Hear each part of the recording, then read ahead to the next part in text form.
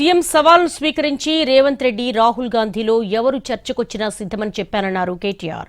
అయితే మధ్యలో జూపల్లి ఎందుకు దూరాడో తెలియదన్నారు.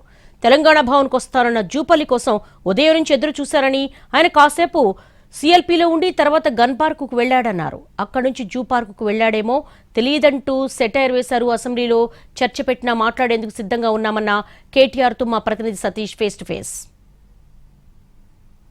తెలంగాణలో సవాలు ప్రతి సవాళ్ళ రాజకీయాలు నడుస్తుంది. ఈరోజు ఉదయం నుంచి కూడా మీరు తెలంగాణ భవన్లో మంత్రి కోసం ఎదురు చూశారు. ఎందుకు? మేము మంత్రి కోసం ఎదురు చూడలేదు. మంత్రి గారు బేగానా షాదీమే అబ్దుల్లా దివానా అన్నట్టు నేను రేవంత్ రెడ్డి గారికి అప్పుల విషయంలో నువ్వు చేస్తున్న తప్పుడు ప్రచారం, నీ తప్పుల మీద నువ్వు చేస్తున్న మరి దుర్మార్గమైన కార్యక్రమాలు ఏవైతున్నాయో, అవినీతి కార్యక్రమాలు ఏవైతున్నాయో వాటి మీద నేను గట్టిగా రేవంత్ రెడ్డి గారిని నిలదీస్తే నిన్న ప్రెస్ మీట్ పెట్టి దానికి మంత్రి గారు ఎందుకు దూరారో నాకు అర్థం కాలేదు.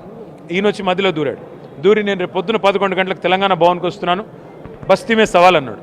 బస్తీమే సవాల్ ఎందుకు? మంత్రి గారికి మంచిగా షాల్వా కప్పి దగ్గరకు తీసుకొని పిలిచి సన్మానం చేద్దామని మేము ఇక్కడ కూర్చుంటే మంత్రి గారు ఇక్కడికి రాకుండా Gandhi Bhavan to gun park పోయారంటే మరి gun park to zoo park పోయినట్టున్నారు చూస్తుంటే.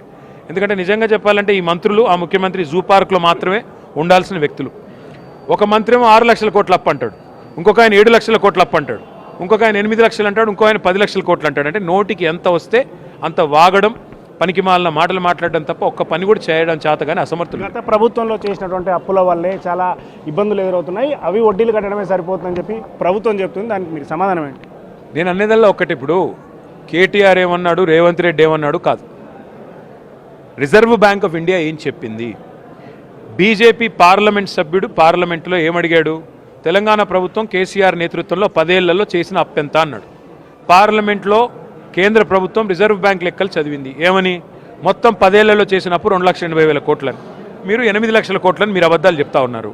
నేను అందుకే సూటిగా అడిగాను నిన్న, కాగ్ లెక్కలు నమ్ముదామా, కాకి లెక్కలు నమ్ముదామా, కాంగ్రెస్ లెక్కలు నమ్ముదామా అని అడిగాను.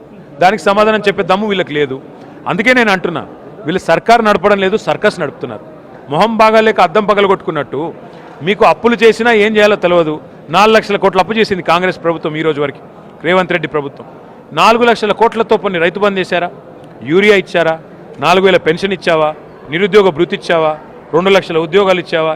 ఏమిచ్చావని 4 లక్షల కోట్లు అంటే కోపం వస్తుంది వాళ్ళకి.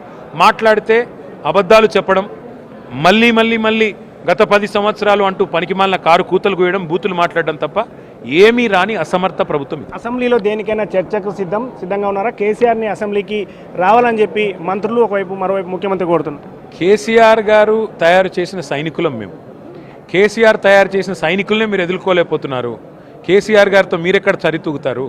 కాబట్టి నేను కాంగ్రెస్ మిత్రులకు చెప్పేదేమంటే, తొడగొట్టి తోక ముడవడం అనేది ఏదైతే ఉందో ప్రజలందరూ గమనించారు. ఈరోజు గోల్ పోస్ట్ మార్చడం కాదు కదా, దమ్ముంటే పెట్టు, అసెంబ్లీ 2 రోజులు పెట్టు, మేము కూడా వస్తాం. అక్కడ కనీసం మీకు స్పీకర్ గారు రక్షణగా ఉంటారు.